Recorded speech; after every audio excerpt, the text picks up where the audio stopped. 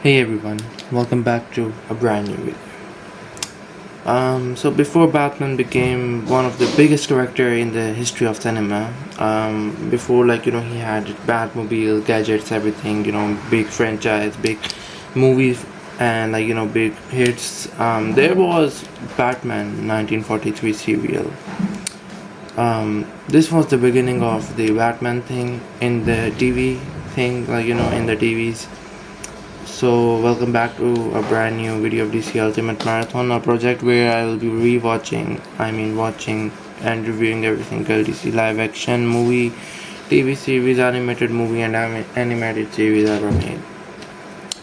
We have already gone through some big classics like Adventures of Captain Marvel and Spy Smasher, and now it's the third entry, thankfully. And thanks for the support, everyone. The marathon has been a success recently. The Captain Marvel video got a lot of views, which I wasn't expecting. I was expecting somewhere like 20, and Spy Smasher I was expecting 30, but it exceeded that even, so I'm really grateful for that.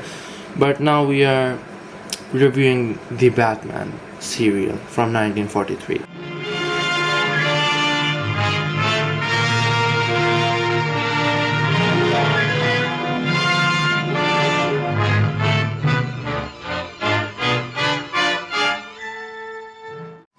So now it was released back in 1943 by Columbia Pictures. The previous two were released by Republic Pictures. This one was by Columbia Pictures. Columbia Pictures very well. They are very responsible for making the Sam Raimi trilogy of Spider-Man and a lot of more stuff. It's pretty popular. That lady with Statue of Liberty. It was a 15 chapter theatrical serial, and 15 chapters, 3 chapters more than the usual 12 mark one, and it was first ever live action adaptation of the Batman. Now here we are just watching some old serial. This is the first live action Batman ever, so I had to rate it carefully.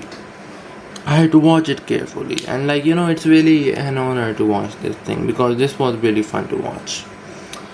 Cause when you go from watching something like the Batman 2022 or Dark Knight Rises to this, there's a big change here, and I tried to keep things as fair as possible. The character was only appeared few times, Detective Comics 27 in 1939. So in 1943 he wasn't so big IP like current.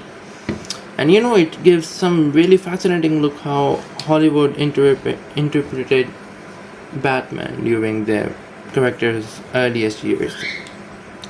You know, previous ones, previous serials, audience were only watch one chapter at a time, with each chapter ending on a cliffhanger. But this let's see how the Batman serial holds up after more than 80 years. Now the story was simple, like all the serials from that time. The story follows Bruce Wayne, played by Lewis Wilson, really good acting by the way, who operates as the Batman with his sidekick Robin, which is played by Douglas Croft, great acting. They are investigating some mysterious agent known as Dr. Daka, who is, original character for the serial, and who had a weapon capable of turning people into mind control zombies, basically mind control. Batman and Robin had to stop him while protecting Gotham and facing serious threats. The story was really interesting than the previous one, really interesting, and there is a lot more going on. The characters are more, and there was even Alfred here, and he remains the same person after all these years. But in the end of the day, it's just a simple story. The serial unfortunately lose some momentum of its after the start. The first 5 episodes, I believe, the first 5 chapters are really great, but the next just it's just so much repetition there that it's just it loses its momentum significantly. And the first five serials were chapters were definitely my favorite part about this serial, because they were so fun to watch. They were so, like, good.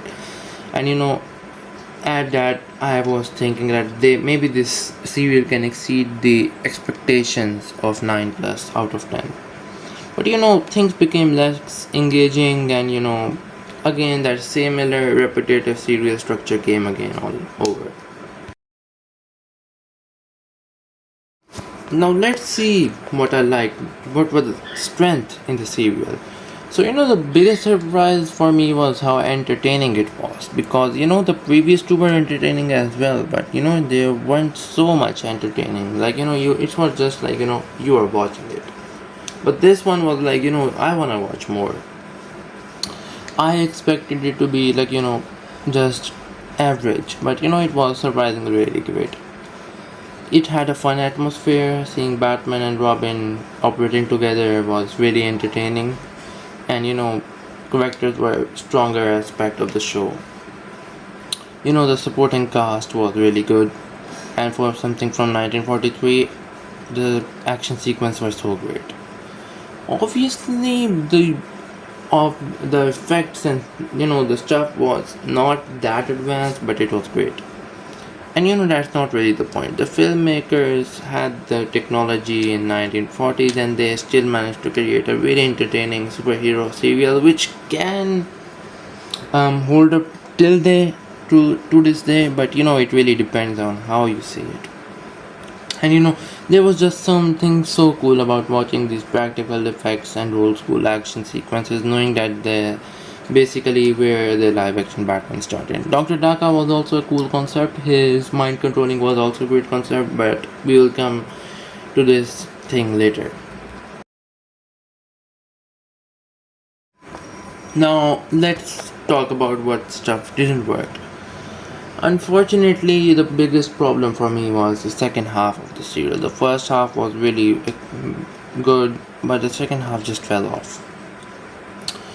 I mean, like, momentum dropped and story became repetitive, and I still enjoyed the characters. There's no doubt in that, but it became so much repetitive. Some performances were like really noticeable, like cringy. But the biggest crime might be the Batman costume. I'm not against it, but the suit was great. But what the heck was that cowl? Like literally, but seriously, that barely looked like a cowl. More like, you just took a fabric, did 2, 3 holes in it, and just waving it. Like, what the heck was that? And like, I'm not judging it because it's not fair to judge it, but it's really funny to see that. And then there is comic accuracy, and there was some comic accuracy. There is no doubt in that, but I just didn't like the cowl at all. That was so funny. Like it was funny. I was laughing, but Bruce Wayne really good. Now here's is how I would rate the Batman serial. Story wise, solid 7.5 out of 10. I think it was really good, but it fell off later on. Characters were an 8 out of 10. I really liked Bruce Wayne, Robin. It was the Dick Grayson version, so it was even more great. And then there was Alfred, there was Linda, and there was Dr. Daka. It was good. Acting was a 6.5. It was noticeable sometimes.